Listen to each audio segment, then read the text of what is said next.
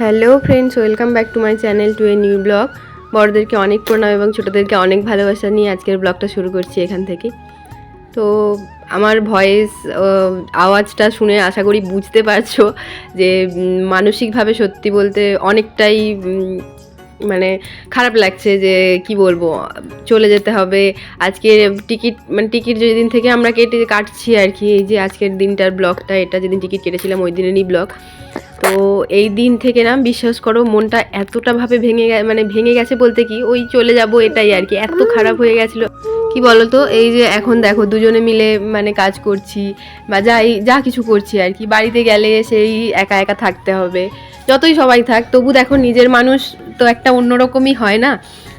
দরকারে অদরকারে তুমি তাকে যতটা ভাবে পাশে পাবে, অন্যদেরকে তো অতটা ভাবে পাবে না। বা তুমি তাকে যতটা কিছু ভাবে বলতে পারবে, তাকে আবার অন্যদেরকে তো সেরকমভাবে পারবে না। না, যতই তারা আপন হোক যাই হোক, নিজের হাজব্যান্ড সে তো অন্যরকম একটা জায়গা থাকে তার জন্য। তো দেখো সকালবেলা এই যে দুজনে মিলেই কাজ টাজ করছিলাম। ছুটির দিনগুলোতে একটু উঠতে দেরি হয়, তো সেই জন্যেই আর কি। আর অন্যান্য দিন তো ওকে পাই না, ও থাকে না, সকালবেলায় বেরিয়ে চলে যায়। তো এই দিনগুলো থাকলেও আমাকে হেল্প করে। তো এই যে এখানে আমি ধোসা ভাজছিলাম আর ও ওই নারকেলটা কুড়িয়ে বলতে ওই কেটে দিচ্ছিল আর কি।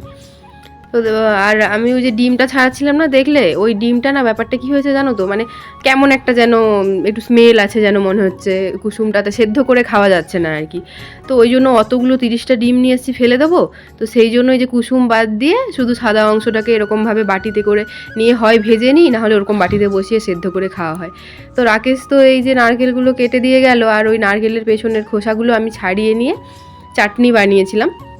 ধোসা আর নারকেলের চাটনি আমরা খেলাম। সচরাচর ছুটির দিনগুলোতে ইডলি ধোসা খাই না, কালকে রাকেশ হঠাৎ করে ইডলি নিয়ে এসেছিলো, তাই ভাবলাম একটু ধোসাই বানিয়ে নিই। তারপর রাকেশের একটা কাজ ছিল, ও বেরিয়ে গেছে, আর আমি বাবিকে নিয়ে একটু বসেছিলাম। তো ওর কাণ্ড দেখো এখানে কি করছে। এটার অবস্থা কি করলে? অ্যাপেলটা কালার করতে বলেছিলাম তো, হ্যাঁ অ্যাপেলটা কালার করতে বলেছিলাম, তুমি এটা কি করেছো? এটা তারাও তোমাদেরকে দেখাই।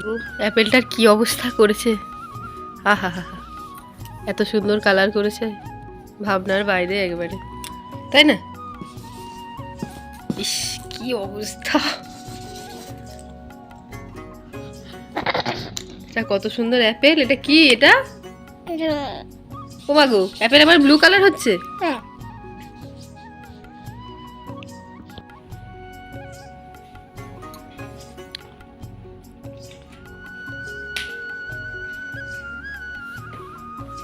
তুমি দেখো তো কোনটাতে খাব লাগেছে, ওটা কি ওটার খাব?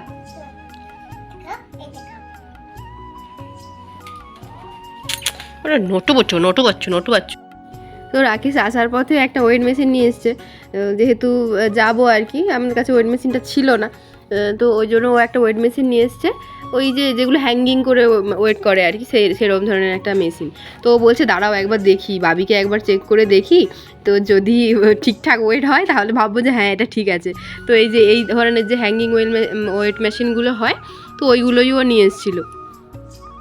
তারপর দেখো সত্যি সত্যি এরকম করেছে, দেখো ওই কেন এরকম করেছে বলো তো, ও যখন ছোট ছিল না বাবি, তখন অ্যাকচুয়ালি ওই সেন্টার থেকে এরকমই একটা কিছু দেয়, ব্যাগ টাইপ, সেগুলো একটু কাপড়ের হয়, তো সেইগুলোতে ওয়েট করা হয়। তো তারপর দেখো রাকেশ এখানে বসেছিল তোমার ওই টিকিট কাটার জন্য আর কি। তো টিকিট কেটে নিলাম, আর খুব শীঘ্রই আমরা বাড়ি যাচ্ছি। আর সত্যি বলতে মনের পরিস্থিতি একদমই ভালো না, এতদিন একসাথে ছিলাম, যদিও খুব কম দিনই হয়তো হবে, জানি না কতদিন হবে, এখনও তো সেরকমভাবে কিছু প্ল্যানিং হয়নি। তো সেই জন্য কিছু বলতে পারছি না যে কতদিন হবে, কি হবে না হবে, কতদিন ও বাড়ি যাবেও হয়তো তাড়াতাড়ি। এবার আমরা আবার রিটার্ন আসবো কি না ওর সাথে, বা ওখানে থাকবো কি না, এরকম এখনও কিছু ডিসিশান আমরা নিইনি। তো সেই জন্যেই আর কি মনটা ভীষণ ভেবে খারাপ হচ্ছিল। আর এই যে দেখো ও পেটি টেটিগুলো নিয়ে এসেছিলো, এইগুলোই টুকটাক করে গুছিয়ে রাখছিলাম, কেন কি যে ওর তো ছুটি নেই। তো এই শনি রবিবার দিন 2 দিন ছুটি পেয়েছিল, তো ভাবলাম যে একটু করে গুছিয়ে রাখি। তো পুরোটা এখনও গোছাতে পারিনি, কারণ এখনও কিছুদিন বাকি আছে যেতে, সবগুলো গুছিয়ে হবেও না, দরকার আছে জিনিসগুলো।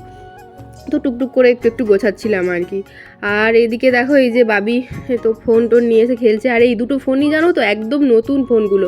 আগের ফোনটা একটু পুরনো ছিল, কিন্তু এখন আমি যেটা হাতে দিলাম ওটা একদম নোকিয়ার একটা নতুন সেট। রাকেশের যেহেতু আইফোন, আর আইফোনে তো দুটো সিম হয় না, একটাই সিম হয়, তো সেই জন্য ওই ইন্ডিয়ান সিমটা রাখবে বলে ওই ফোনটা নিয়েছিল।